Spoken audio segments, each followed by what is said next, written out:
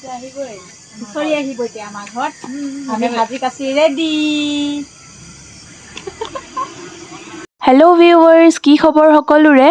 আজি আমাৰ ঘৰলৈ হুঁচৰি আহিব আৰু আনফালে মোৰ লগৰজনীও আহি আছেহি আৰু এইফালে আমি সকলোৱে সাজি কাচি ৰেডি আৰু হুঁচৰিও আহি পালেহি। বলকচোন এইবাৰ হুঁচৰি যোৰা চাওঁ।